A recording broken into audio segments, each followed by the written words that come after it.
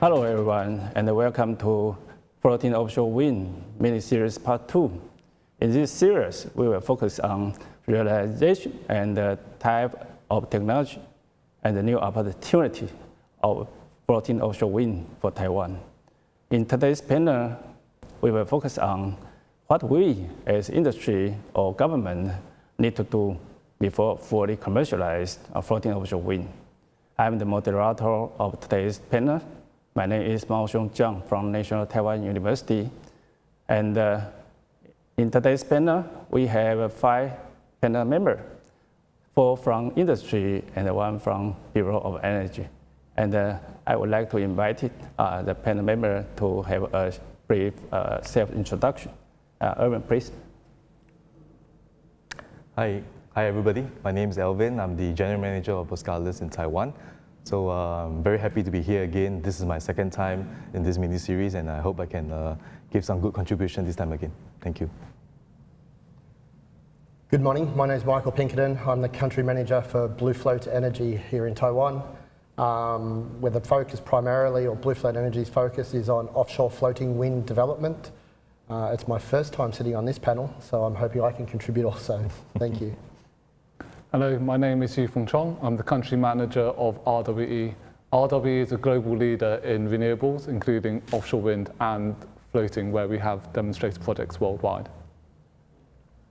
Hello everyone, I'm Chung-Hsien Chen, the Director of Energy Technology Division from the Bureau of Energy, Ministry of Economic Affairs, Taiwan.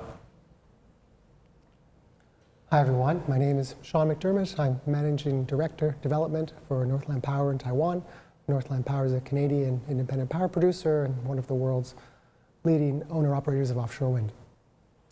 Yeah, here I would like to thank and honor to Professor Chen. He is one of the most important person for Taiwan offshore wind. Yeah, last year, the mini-series concludes that in order to realize floating offshore wind for Taiwan, there are certain actions that are required urgently. One of them is the demonstration project or pre-commercial project. As we know, timing is extremely important. And when should we aim for, and what scale does it need to be? About this question, I would like to invite RWE Yu-Foong for your comment, please. Okay, thank you.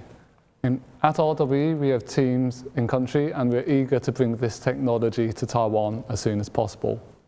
We see the need for floating offshore wind pre-commercial projects before 2030. And why? The simple fact is Taiwan has limited amounts of sea space with waters shallow enough to host conventional bottom-fixed foundations. After this, Taiwan will need to look at novel solutions, such as floating offshore wind. And if you look at the amount of capacity, we see floating being deployed from 2030 onwards.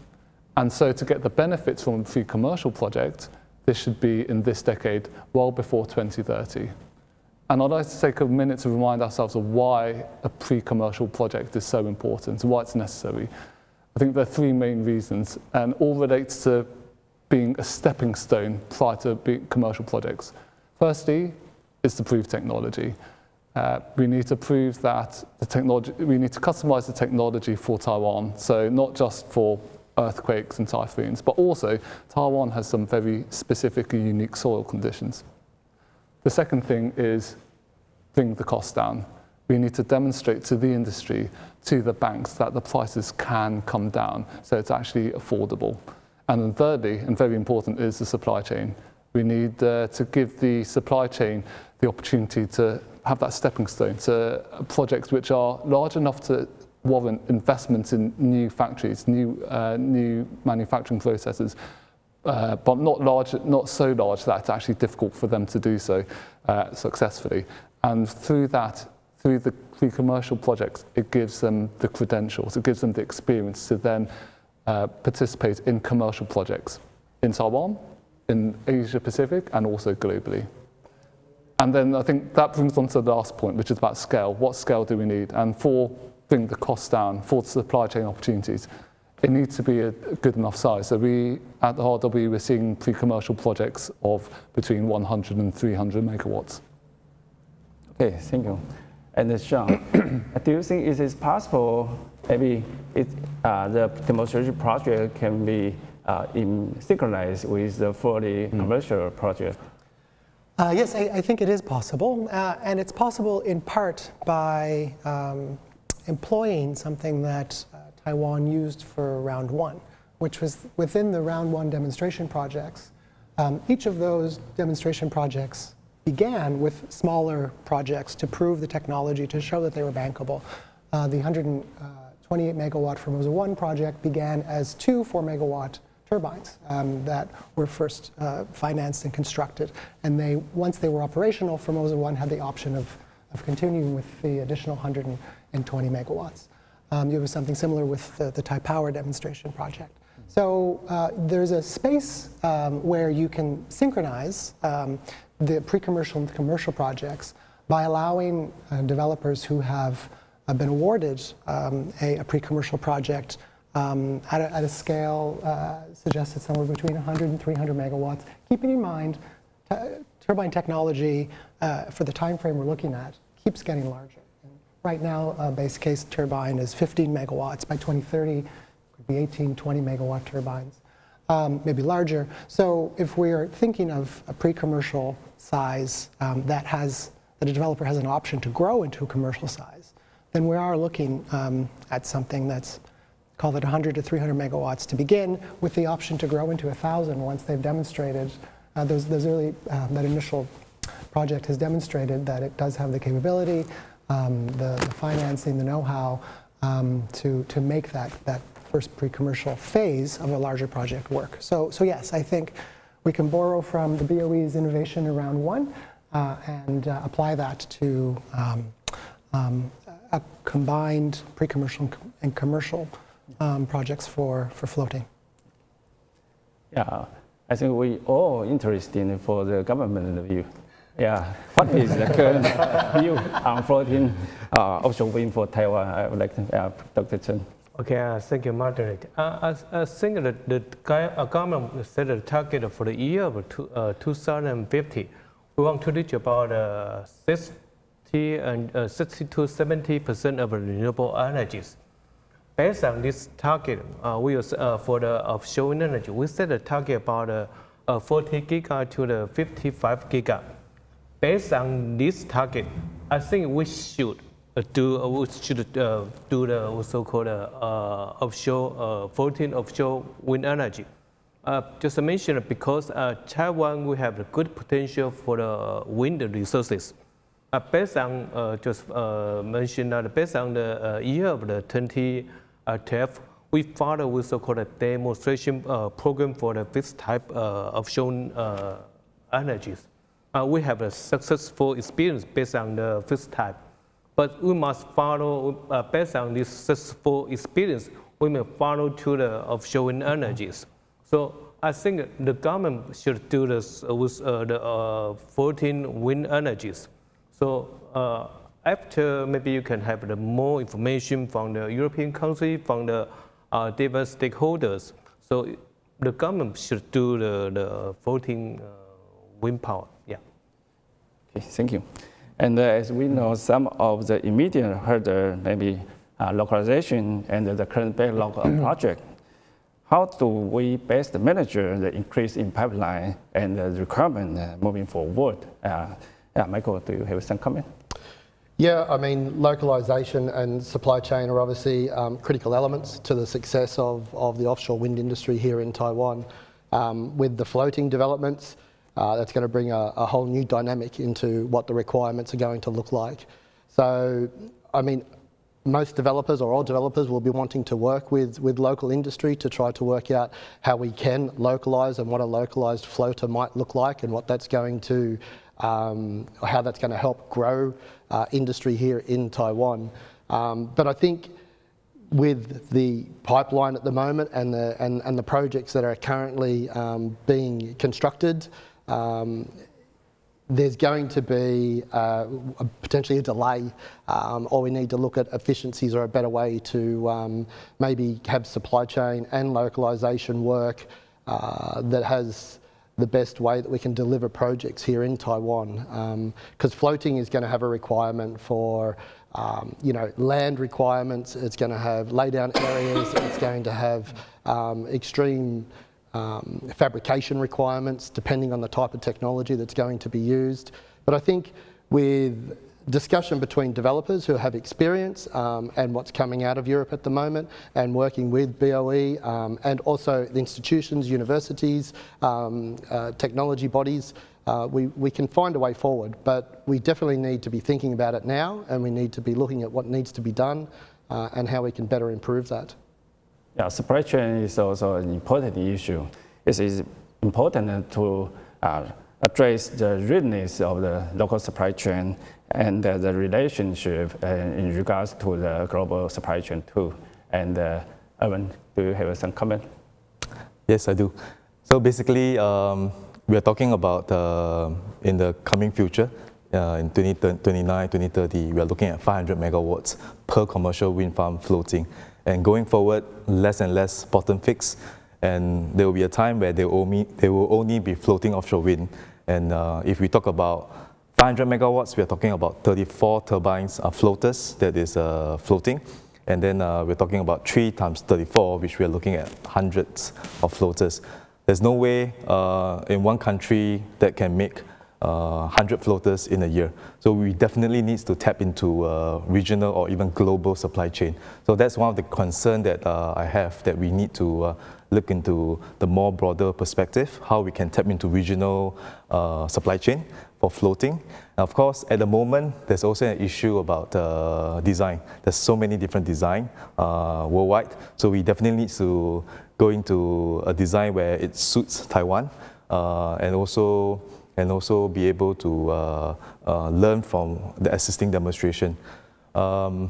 And of course, if you talk about the different floaters being built worldwide, then we also need to look into the transportation from everywhere else into Taiwan. So heavy marine transportation vessels are also very much important in that sense. And talking about design, we also go into, we cannot forget about concrete, because concrete is one of the other major alternative than steel. So at the moment, there's some concrete design, and if you want to look into concrete, then there's a whole new ballgame. There will be an entirely different local supply chain. We need to look into the existing local caisson suppliers, manpower, and tap into the existing concrete industry that can potentially also contribute into the local content. And secondly, the infrastructures is also entirely different. Talking about a similar floater for a similar turbine, we're talking about 4 to 10 times heavier structure. So we are looking at, say, 4,000 tons principal power, semi-submersible type. But if you talk about the similar structure for concrete, it can be as light as 4 times more to 10 times more. So the whole port, quayside, fabrication will all be different. So we need to look into concrete as well. I think that's a valuable alternative compared to steel. And lastly, on vessels, I think at the moment, Boskalis is involved in all 3 demonstrations for the European floater demonstration, the WindFloat Atlantic, the High Wind Scotland, and also Pinkerton. So for all these 3, we use different types of vessels, different types of, say for example, for mooring operations, we make use of a CSV, we make use of a very big bollard pull anchor handlers, and we don't make the floaters are not made in one country, so it's all transported from using our heavy marine transport vessels from Spain to Europe, and then wet tow from Europe to Scotland, to Scotland for the Pinkerton project. So yeah, and that's something learning that we can learn from European demonstration. And these vessels are not found in Taiwan. So do we need to build these vessels? Do we need to look into having a network of contractors, vessel owners to bring these vessels into Taiwan? We need to consider. Second thing on the O&M, right now, when there's a problem, like for example in Pinkerton, there's a floater that has to be disconnected and towed to shore, towed to port. So what happened over there, there's a big operations in disconnecting. Can you imagine disconnecting cables and then tow it offshore? And of course, there's also very expensive equipments we need to have onshore to lift the equipments from the floater to shore and then replacement. What about if you talk about hundreds of floaters, can there be another SOV like what we have currently in Taiwan, service operation vessels that goes also offshore and service all those floating offshore wind farms? So I think a lot of discussion needs to be carried out in BOE, in the ministry, to think about how we can make use of the global supply chain to make this to come into Taiwan offshore wind farm to make the commercial wind farm a success. Yeah, thank you. I think the local supply chain also has some limit in each country and also different. For example, in Taiwan, the dry dock of CSVC, actually the limitation is about 8 meters wide. So if the floater is bigger than the size, that is almost impossible now in Taiwan to manufacture. So I think the design of the floater should also consider the local condition. Yeah, and also the transportation and the heavy lifting. Yeah, as we know, the installation of the floating offshore wind is quite different from the bottom fixed offshore wind. And the manufacture maybe of the floater in dry dock and the installation of the wind turbine maybe in the harbor. So the heavy lifting crane should be installed first at the harbor. So at this moment, we don't have such kind of infrastructure. So I think the transportation and the heavy lifting should be also considered first in the infrastructure. Yeah. To add as well, because for the Pinkerton wind farm, we also do the integration of the turbine onto the floater. So we need heavy structures. But if you talk about, but Pinkerton is only 5 floaters. But going forward, hundreds of floaters. How do we do it? What's the most efficient way to install the floaters and the mooring lines, the anchor chains? So for example, currently, what is being done in the demonstration is to use a CSV for this operation. But if you talk about hundreds of floaters, we are looking at potentially we need a very big heavy lift vessel with a very big deck space, like what we have for Boskalis 1. So that will be a suitable asset that can do multiple anchor chains installation. And so we should also explore the different types of mooring. Every different types of mooring has different ways of installation. Yeah, we just talked about the infrastructure. And can we agree that the acceleration of infrastructure requires urgent attention? Yeah, so that we can speed up the realization. And Michael, do you have some comment? Definitely. There's lots of comments, and you made Elvin's comments there. But and looping back to like what Yu-Foong said in the beginning of the panel here, but we need to understand the technology that we're going to use as well. So we need to understand the type of floating technology that we want to bring, or that will be suitable for the Taiwanese environment. Once we understand that technology, then clearly that'll help us understand what we need to do for ports and harbours and infrastructure upgrades. Yeah. It'll also let us understand on the type of vessels that we need to use. It'll help us understand mooring and anchoring type of systems. We'll get a much clearer picture. Obviously, a demonstration project is going to help us achieve these types of targets or these types of goals. But when it comes to looking at what we need to do, there is a lot of work to do in regards to ports and harbours and the infrastructure upgrades. The supply chain that we have here in Taiwan at the moment is going to be kept busy on what are the current round 3 projects and the fixed bottom projects that are happening. So when we start to look ahead, again, as Elvin rightly suggested, we're talking like hundreds of floating foundations that are going to have to be installed at the back end of this decade. So we really have a lot of work to do in front of us. It's something that it's really achievable, but we need to understand the landscape that we're talking about here at the moment. So I think with the likes of the industry experts that we have and what is being done to date on floating demonstrating projects, we can understand what that's going to look like moving forward. So it'll take some time, but I think BOE and obviously sitting and talking about this is definitely the right direction. It also comes back to, we're talking very much about operations at the moment, but it comes back to what policies are going to look like as well. So that's a potential insight that we can help and assist in those areas as well. Yeah, Evan, do you have an additional comment? Yeah, of course, we talk about reinventing the wheel. Do we really need to reinvent the wheel for Taiwan? Can we make use of the current experience for demonstration that is in Europe, or even from the oil and gas experience that we have? Can we tap into some of this experience into floating offshore wind? I think it's something that we need to consider. I talk about mass production. I think we need to make sure that we identify a field design in the demonstration and focus on that field design and mass produce these floaters, because we are not able to optimize and mass produce if we have not chosen a few of this design. I think that's something that NTU is looking into, using a NTU float design. So I think that's something that we can think about. Of course, every country is different. The topsoil in Taiwan is soft, so the types of mooring, the liquefaction because of earthquake, we also need to consider that. And typhoon mooring, something that is very much used in oil and gas. Do we use the same or not? Alternatively, there's another thing called, like in oil and gas, it's very common that we use a pre-FEED study to understand to determine the type of floaters.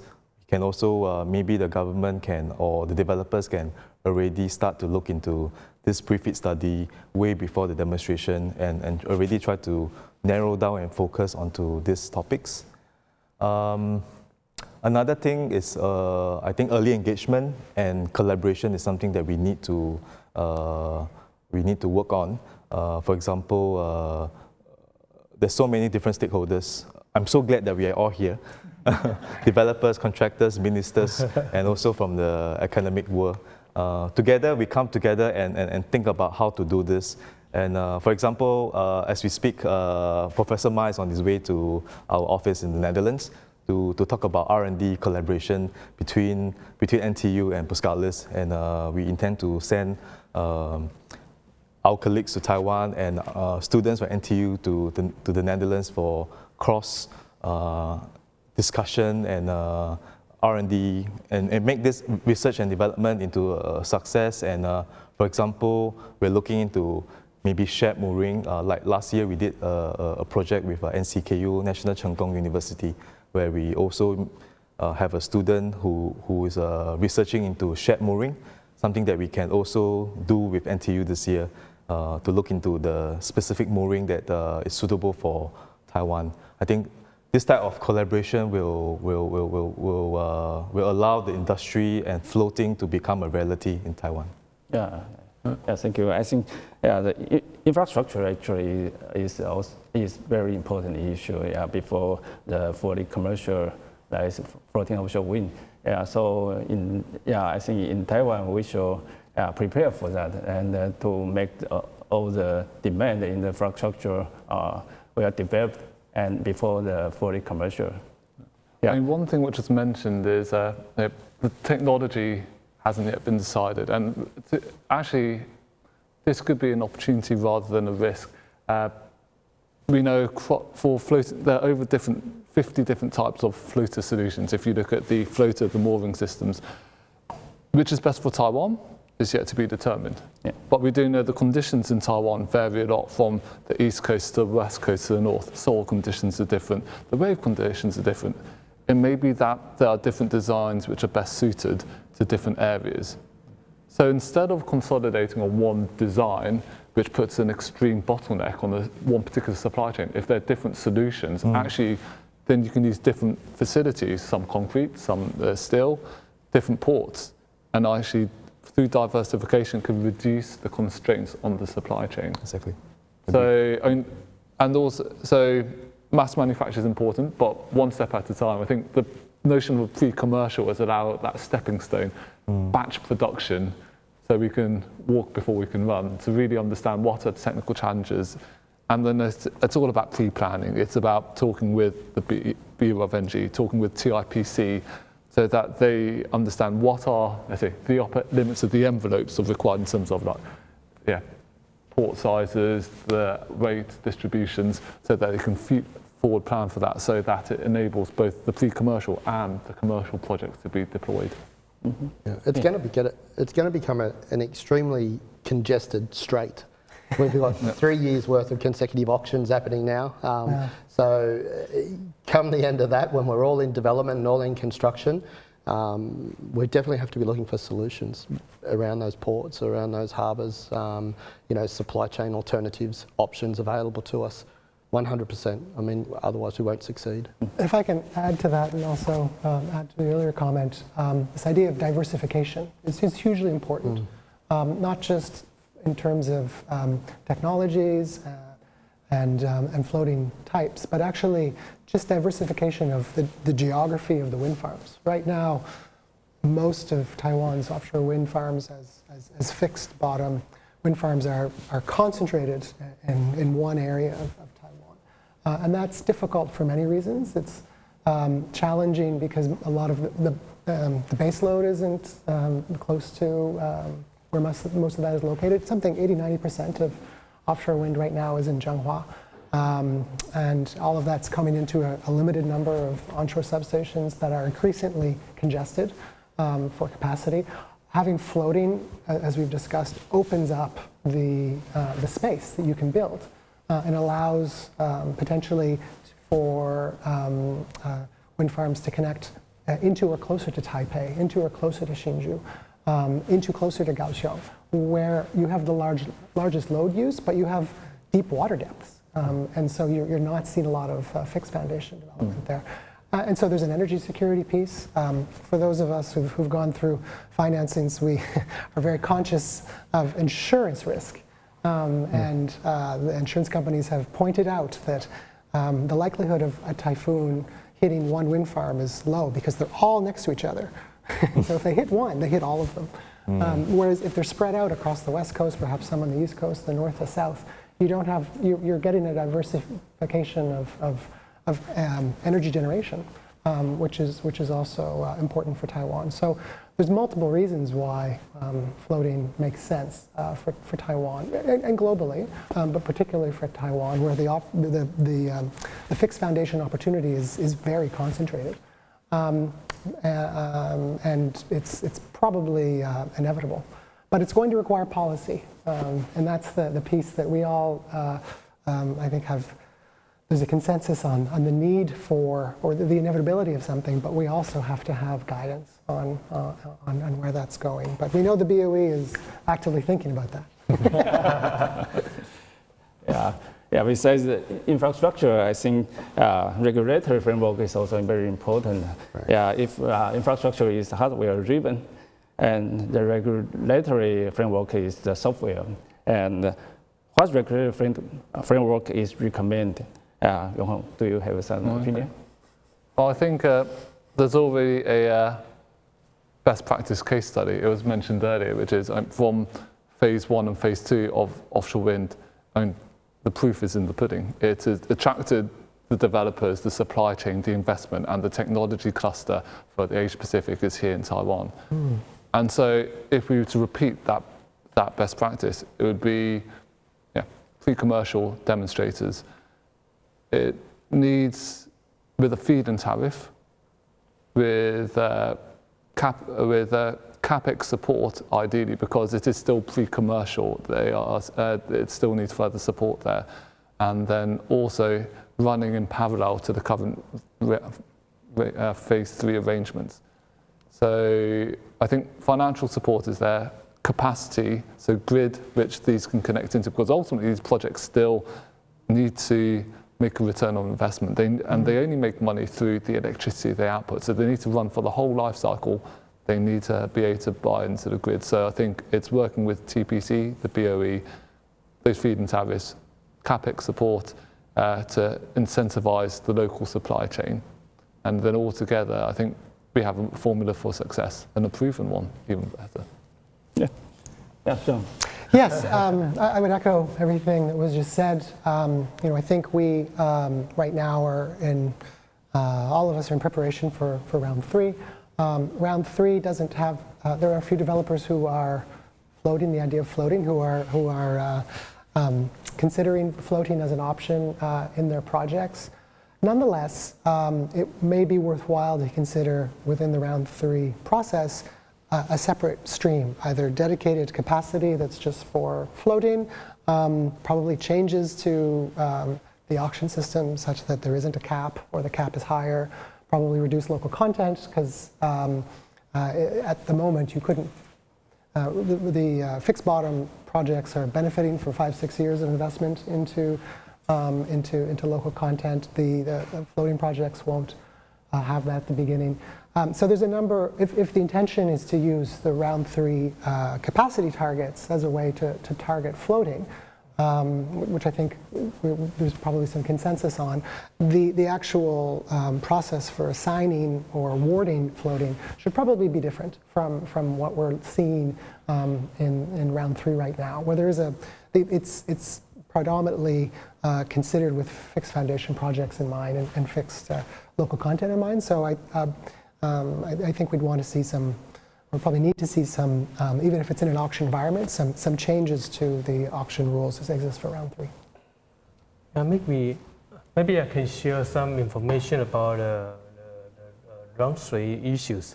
At this moment, I think that the hard loan for the floating will be in the 3 sites. First will be in the south of Taiwan, also called the Pinkerton. So some people they want to have the floating type in the Pinkerton. The other side will be, I think, in the middle of Taiwan, in the Taichung, even in the Miaoli, because the water depth is higher than 50%, 50 meters. So they have some developers, they want to have the also called the floating type in that site. The other area will be the Penghu.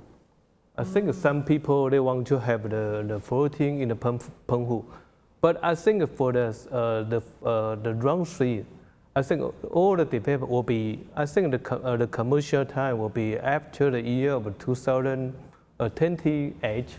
They want to commercial for the floating. So there are some basic information about okay. There are some developers they want to have the floating in Taiwan. They have some sites. They have some hard loan in Taiwan. Yeah. I think about our today's talk about the commercial, pre-commercial or demonstration project. I think there are plenty of agenda. I think all of us concerned about that. And what agenda are the most important is the priority. I think I would like to invite all the industry side speaker to share your opinion. Elvin, please. Very good question, priority. Because, in my opinion, a lot of priorities for floating offshore wind. Of course, from a perspective of a contractor, I look into four main things. I look into logistic, I look into fabrication, I look into installation and O&M. So these are the 4 things that I look at. So which one is the highest priority? I think all. Because we need to understand for fabrication, are we able to find a place to fabricate that? If you talk about steel fabrication, does the only shipyard capable of doing that in Taiwan able to keep their dry dock continuously occupied with floaters and not build any other stuff? I think that's a challenge. In terms of logistics, we need to make sure that the infrastructures are ready to accommodate the very heavy structures like the concrete structures. Installation, do we make use of the experience that we have overseas and identify which are the target vessels to build or to operate or to own? And lastly, O&M, do we want to build an outshore secure or redundant, with a lot of redundancy, multiple mooring lines, or do we want to do minimal but have a big O&M base to look into this inspection and maintenance? I think these are the 4 things that, as a contractor, I will look at. Of course, I will leave it to the developers to think about the other priorities. Yeah. Michael? Yeah, look, what Elvin mentions there is very true, but I think it's even more in regards to its communication and readiness. So the communication, obviously, with BOE and the relevant bodies and institutions, and as I said, probably repeating on what I've been pushing all throughout the session today, but understanding the landscape and then getting ourselves ready and what that's going to look like moving forward. But that comes through that communication channel, but it also comes through, I think a demonstration project is an important element that we need to undertake here in Taiwan. I think that's going to help us in understanding what supply chain is going to look like. It's going to understand in what we need to be doing.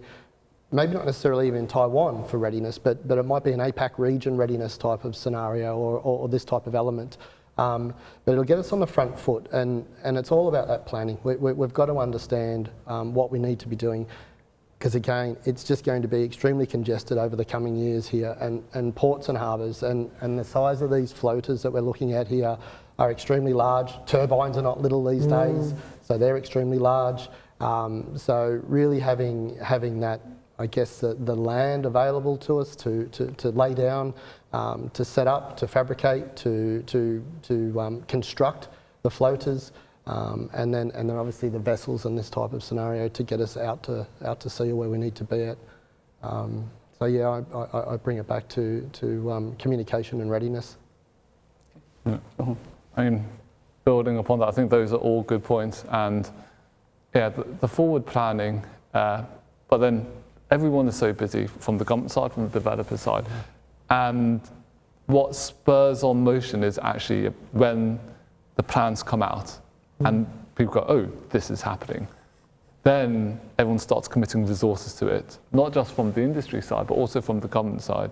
For example, I mentioned before, TIPC, they are going to be absolutely key. They're currently looking at what ports facilities are required to support the entire offshore wind industry, from bottom fixed and floating. At the moment, the focus is about the construction projects, about bottom fixed. But as soon as there's policies and the framework and the deadline for floating, then it realizes, oh, they need to incorporate that too. But until that deadline, it's just something in the future.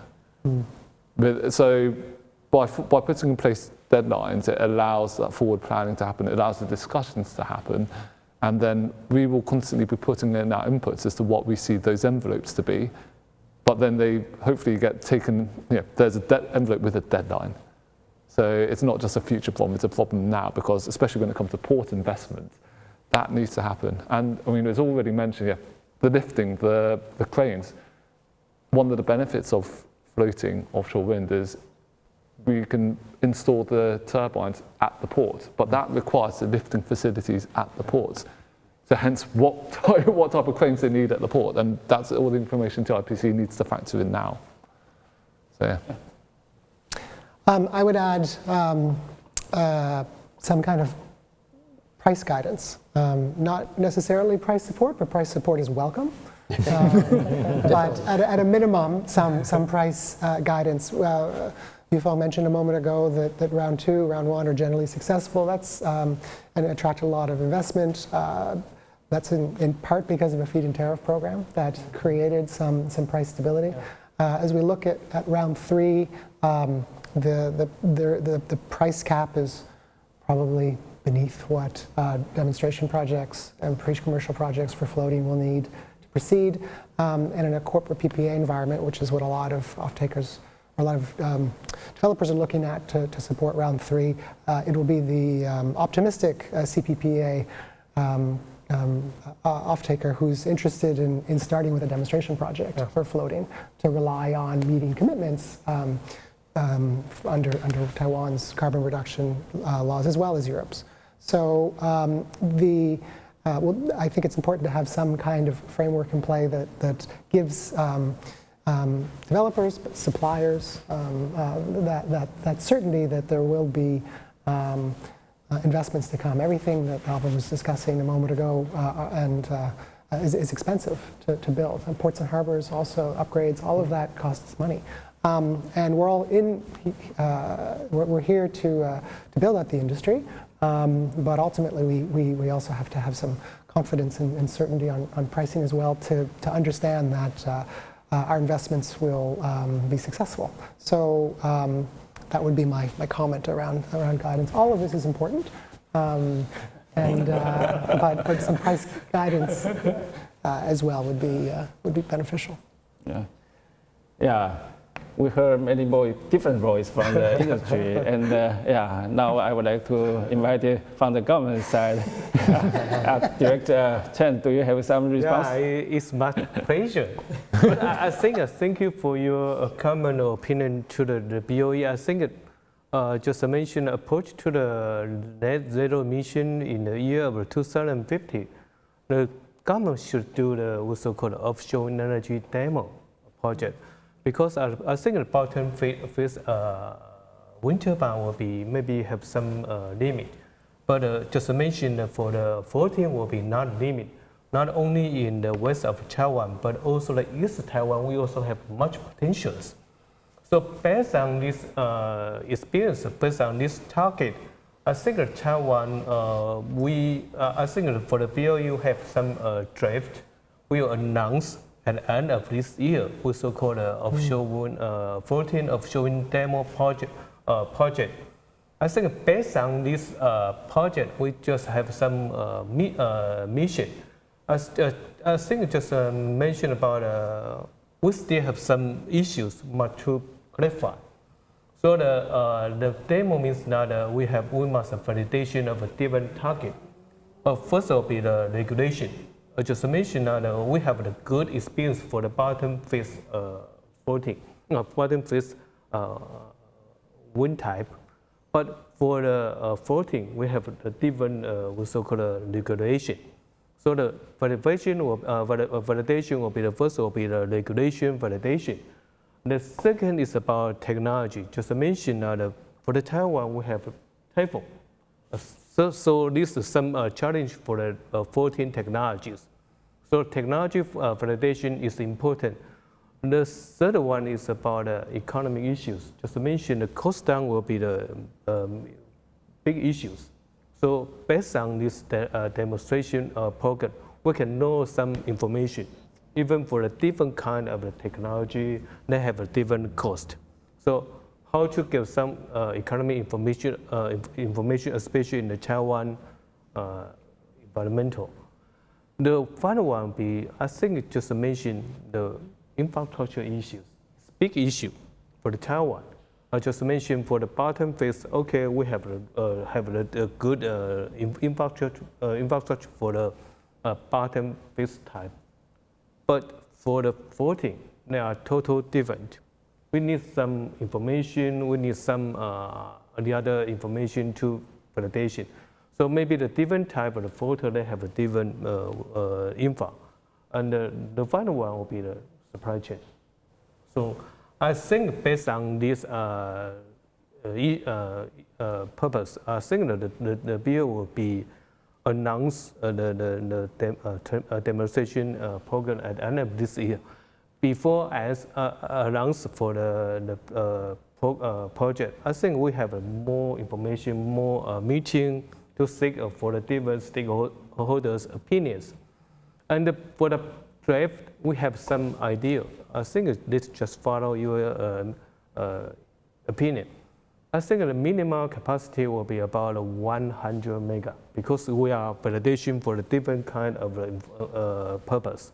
So minimum capacity is about 100. Each wind farm will be about 50 mega.